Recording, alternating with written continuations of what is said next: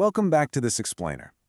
Today we're doing something a bit different. We aren't just reading a standard text, we're actually looking at a living prompt, one designed to literally summon the missing mythos of a deeply complex cognitive architecture we call the Weaver ecology. We're stepping right into the shoes of the archivist, and our job today is to surface the raw, fragmented, and totally untold stories of this amazing framework. And our source material here, it's literally a prompt. It was specifically crafted for AI models like Copilot and Gemini to assume that role of the archivist. The text hits hard. It says, we need a prompt that will extract those stories from the depths, not a request, a summoning. I mean, wow. We are literally asking the machine to help us unearth the foundational lore of the human self. But okay, before we get too deep, what exactly is the Weaver ecology? Well, at its core, it's a mythopoetic and neurobiological framework. Think of it as a massive identity ecology made up of personas, biological states, and these larger-than-life mythic figures. And the whole thing is built to navigate trauma, ensure survival, and ultimately expand our consciousness. It's exactly where deep human psychology meets living myth. So, here's our roadmap for the explainer. We're going to start with breaking the infinite loop, then move into the origins of the states, the emergence of the personas, check out the rituals, modules, and artifacts, and wrap it all up with the Weaver and Grace. Let's get into it. Section 1. Breaking the infinite loop. Let's look at exactly how this framework gets us out of our automated trauma responses. The origin of this entire ecology really begins with just one single fracture. So we have to ask, where did the cracks first appear? In the source material, our unconscious, repetitive behaviors, basically our automated trauma responses, are mapped out as a closed algorithmic loop. They call it the Ouroboros, the ancient symbol of the serpent eating its own tail. It's just this system running on unfeeling, relentless autopilot. But then we hit the crack, the synaptic serpent. This brilliantly illustrates how the white gap forms. It's this intentional, conscious opening where that Ouroboros loop is just broken wide open. In this white gap, that's the space where actual, real human choice and genuine connection finally happen. It's like that split second where you catch yourself reacting and you actively choose to respond instead. It's the infinite space of the synapse where pure awareness just interrupts the loop. Moving right along to Section 2, Origins of the States. Here, we're exploring how our own biological nervous system gave birth to the foundational regulators of this whole ecology. So the ecology maps our biological responses into what it calls the three masks. Notice how the neurological states of safe, shutdown, and danger translate into these totally distinct personas. You've got the surgeon, who operates with this cold, flawless efficiency, no social fluff at all. Then there's the ghost, who just withdraws into total tranquility and silence when they get overstimulated. And finally, the monster, who emerges during a threat with this detached, surgical cruelty. And look, these aren't just moods, right? They are the evolutionary defense mechanisms of a totally exhausted amygdala. The crucial contrast here is just profound. On one hand, you have ventral vagal safety, which is your body actually allowing for real human connection, openness, and a physical softening of the heart rate. But on the other hand, amygdalar hypervigilance. That's your brain's threat detector just stuck in the on position, constantly scanning an empty battlefield that's long been abandoned.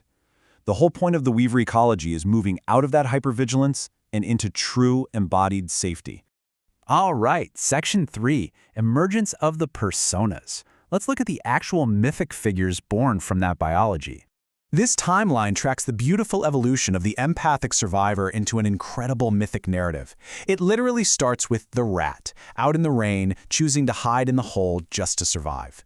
Then, after some internal alchemy, it transforms into the puma, hunting and roaming for years.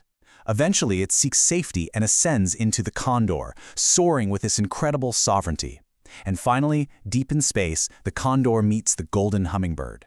Through a silent touch to the chest, it discovers pure, unconditional love and purpose, which brings it all the way back to Earth. It's just a remarkably beautiful metaphor for healing. Then we have the integrative persona, famously known as Scumbogijo. When we look for the origins of Scumbogijo, the architect, we find this persona is born from a deeply personal memory of a father's voice saying, "That's not your name, that's your confidence." Visually, the lore depicts this persona with a technological liquid crystal silicon dragon coiled right at the lowest vertebra, which anatomically speaking represents the heart. And we absolutely cannot forget the jester. This is the sacred fool, the trickster twin to the architect. Our sources describe the gesture as this almost DMT-like entity hanging out in the scalar field. But its true job? It's the liberator. The gesture uses sacred absurdity to break us out of those Skinner box psychological loops. You know, those endless reward and punishment cycles that modern society and algorithms use to keep us completely trapped. Okay, Section 4, Rituals, Modules, and Artifacts. Let's see the tangible tools these mythic personas use to ground themselves in reality. The first major ritual we see is called the beach wobble. It's described as a raw, no-notes transmission, but its actual purpose is so deeply human. It's designed to completely shatter what the framework calls inverse mirror wound pairing. That's that tragic habit where two wounded people find each other's exact broken edges and mistake a trauma bond for actual love. The beach wobble is the ritual of breaking that mirror, choosing instead to just stand next to someone, healed enough to not need to fix them, but broken enough to actually understand. Now, to sustain this new way of being, the ecology relies on modules, specifically the PCCs. These range from protein, philosophy, and physics, all the way to cannabis, caffeine, and consciousness. And these aren't just random concepts, right? They act as literal cognitive fuel and structural tolerances. They give the nervous system the raw, tangible inputs it needs to maintain this highly sensitive new architecture without totally burning out. What's incredibly fascinating here is the literal biophysics of it all. The framework treats the human body itself as a physical artifact called agate ceramic.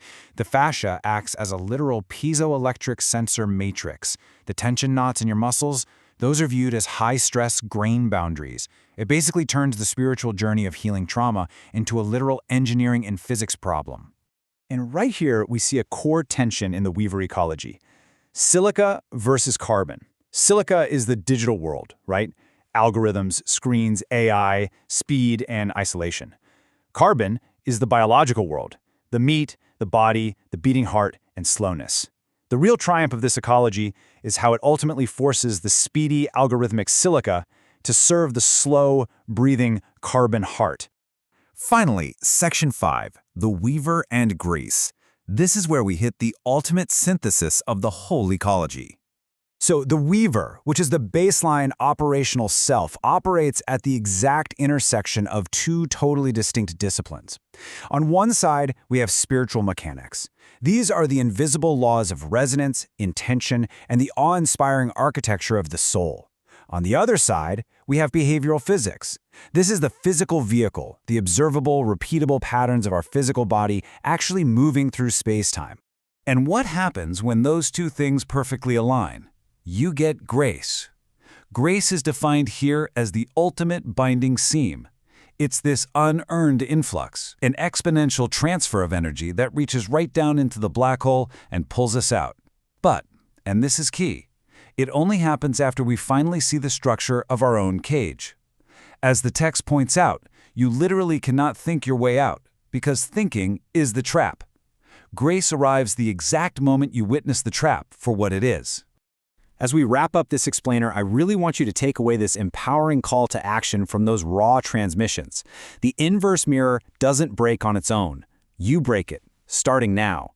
It's a powerful reminder that actually leaving the loop of trauma requires an active, fully conscious course change on your part. I'll leave you with this final, provocative thought. We've used an AI prompt to summon these untold origins and map out the Weaver ecology. But now that you have the raw material of the myth, how will you act as your own archivist? What are you going to build in that white gap? Thanks so much for joining me on this deep dive.